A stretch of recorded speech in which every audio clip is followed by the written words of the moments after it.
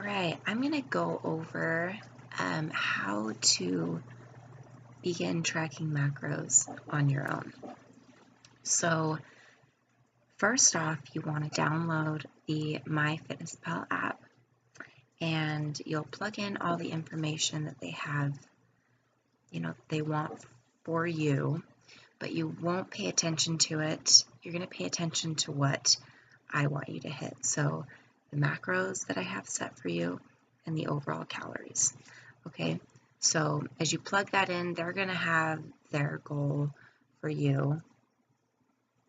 But all I want you to pay attention to is this right here. So as you log in food, that number is going to go up. And the most important part, though, will be you're going to hit the macro tab, and you're going to pay attention to not the percentages over here, but the numbers right here going up.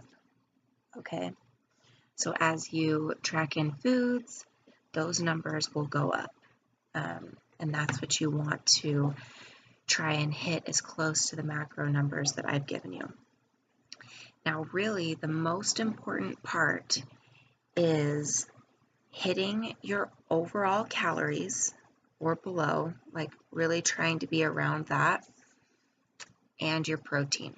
Your fats and your carbs can always vary as long as you hit your protein and you're getting to your overall calories or just below it. Okay, try not to go over. Those are the most important parts. So if you want to track on your own and not be so hung up on hitting the exact values for the fats and the carbs, then that's fine. You can go about doing it that way as long as you are hitting your protein. Okay? So, a couple of important things. So, as you log in foods, it's going to remember them. Okay, so it's going to have like all of your recent trackings in there, which will make it easy for you to just see that and track it really fast. Let me show you an example. So one of the biggest things is you need to get your serving sizes correct. With most of the time, tracking with grams is going to be your best bet. It's going to be the most accurate way to track your food. So I'll just give you an example here. So if you were to search for egg whites, or there is a little scanning button on here. So you can use the scanning button to scan all of your foods. But if you scan something and it brings up an option and it's just not giving you the option to track in grams, then you may need to find just a generic option, or just go through, because it's going to give you lots of different options to pick from. Just go and pick one that will maybe give you the option to change it to grams. So here's an example. So like if I found this one and it's saying, and sorry, it's like backwards on there. So, but if it's saying like 1 serving of 40 grams, and you're like, well, I need to track like 120 grams. So I don't want to like calculate 40 times whatever to equal 120. Don't do that. You're going to click on the serving size, and it's going to bring up these different options of what you can change it to. So you're going to change it to 1 gram. So then you can change the number of servings, which is there. So a number of servings, and you're always going to change the fractions to decimals. Okay, so you can type in things better. So always keep it on the decimal tab. But so now you can change it to like 100, type in 100. So now it's at 100 grams is what that makes it. Okay, so that's going to be your easiest way of tracking. So find as much as you can, find options that will give you the option to track in grams. Here's another really cool trick. So say like I've been having this for breakfast like every morning and I'm just loving it. I'm like, I can eat this for a few weeks until I get sick of it. Well, instead of having to track that in every single day, you can go to these 3 dots here and then go to, you can either save as a meal, okay?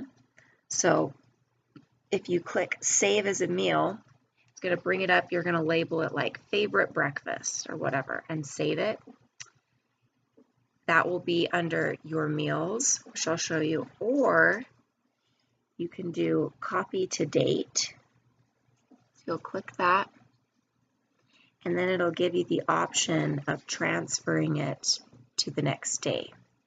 Okay, so if you're like pre-tracking your food for the next day and you're like, oh, I want this breakfast, I want yesterday's breakfast today, or yesterday's lunch or dinner or snack, you can always transfer it over to the next day.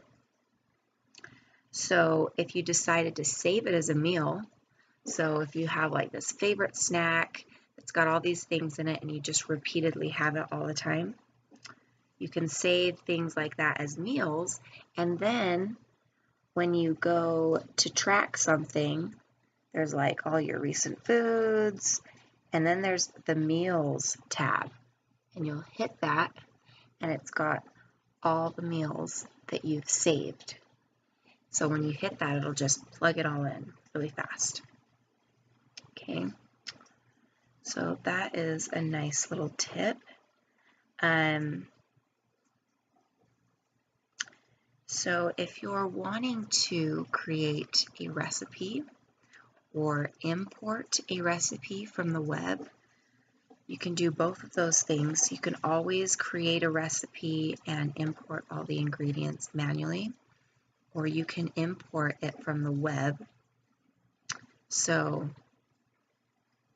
you're going to go under your More tab, and you're going to go to Meals, Recipes, and Foods.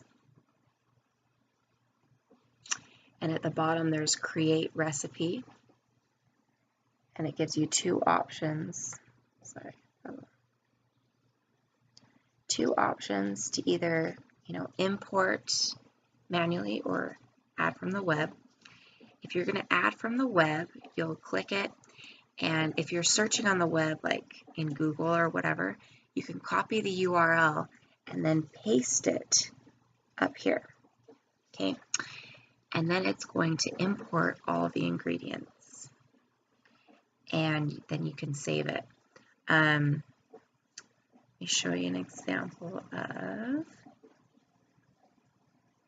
so for example, like I imported this really yummy cookie recipe, and you can kind of, sometimes it has the suggested serving size, but sometimes you can just make it for yourself, like, I'm going to make the serving size this because I want to keep the carbs a little lower, or I want to make sure I'm hitting my protein with this meal. So you can kind of adjust the serving size to what you want it to be.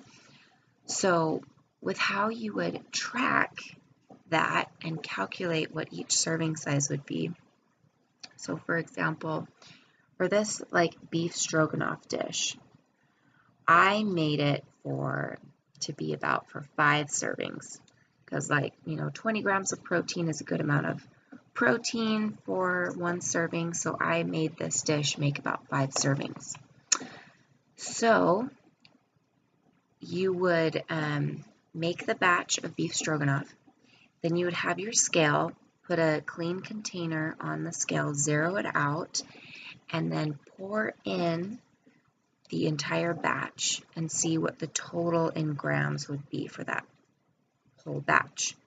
So, and then, it's 5 servings, so you would divide that number by 5, and then what your serving would be for that dish.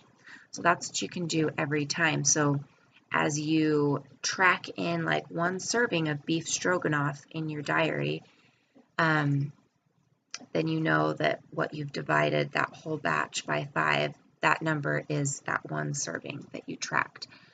So if there's like 1,000 something total grams in this serving, divide that by 5, then 20 something grams would be your serving. So every time, if you have it for leftovers, you know that that's the amount of serving, that's the amount of grams that you get to have for that serving. Okay, so that can work for everything. Let me see, those are the biggest things.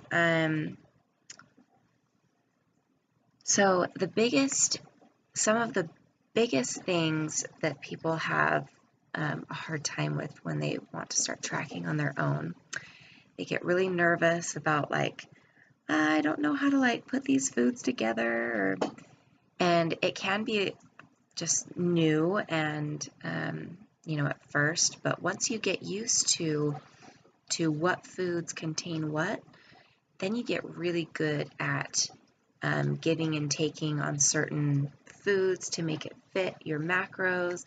Like for example, if you're too high in fat and not enough carbs, maybe take out some foods that are high in fat, like nuts, avocado, egg yolks, maybe lessen some of those and add in more carbs, like foods that are high carb, like fruits, rice, pasta. So you get used to, what foods contain what majority of macronutrients, okay? So you're going to get a good eye for foods and it's going to get easier. Now the most important part obviously is getting in your protein, because it's very easy to hit your carbs and your fats every day. So your number one focus is going to be, how are you going to hit your protein that day? Now, one of the biggest things that helps is making sure you're getting in a good amount of protein with each meal or snack that you have.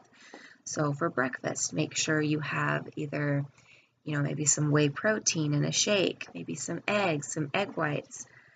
For lunch, some chicken, some deli meat. For dinner, maybe some ground beef, chicken, whatever. So you're always going to have, focus on, okay, what's my protein going to be for this meal? And that way, it's going to be a lot easier for you to hit your protein.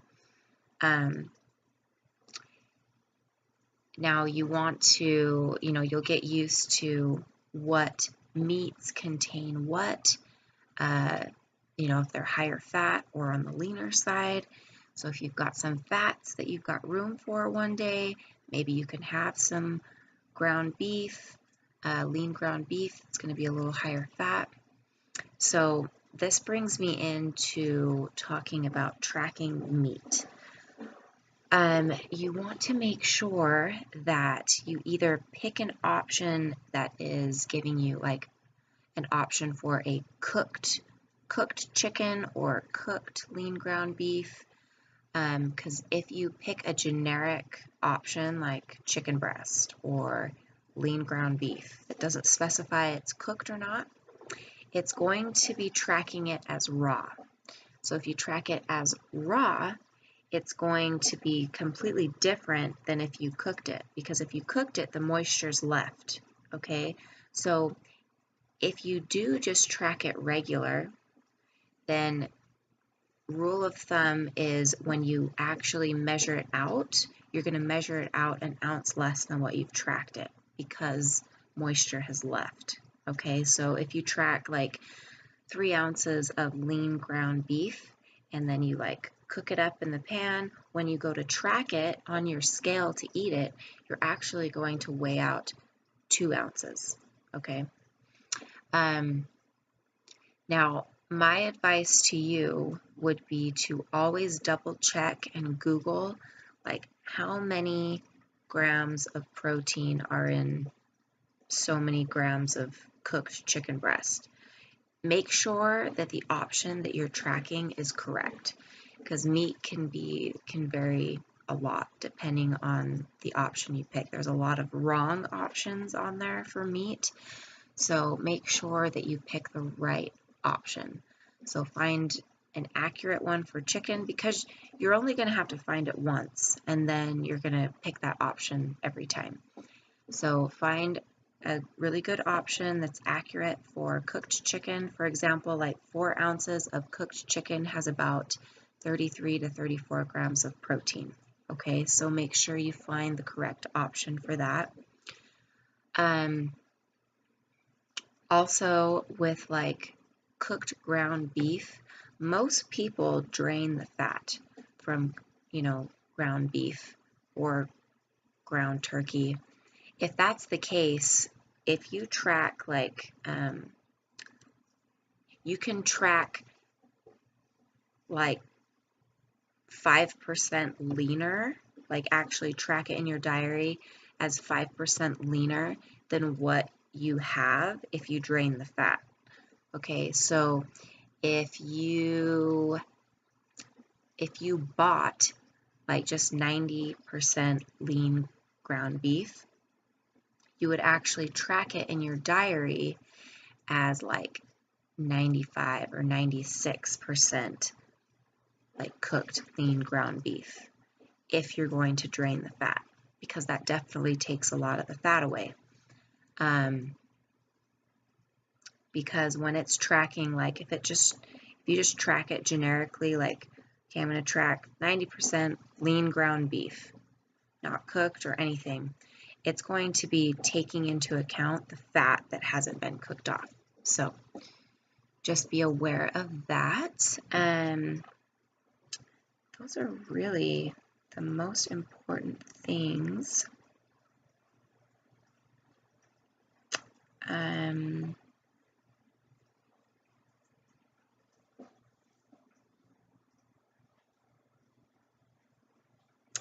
Make sure that we become friends on myfitnesspal. Either you send me a friend request. My username is @hushfitness, just one word. So then I can actually look at your diary, or you can actually save a meal or like save a recipe from me if we are friends. So if you have any recipes that you want to use that I've given you, like the protein brownie, waffles, or whatever, you can always enter those ingredients in manually, or you can copy it from my diary. So make sure that we're friends. And then if you have any questions or have me, if you want me to look at your diary to make sure everything looks okay, then, I can see that and help you out with that as you get used to tracking on your own. Okay, so good luck.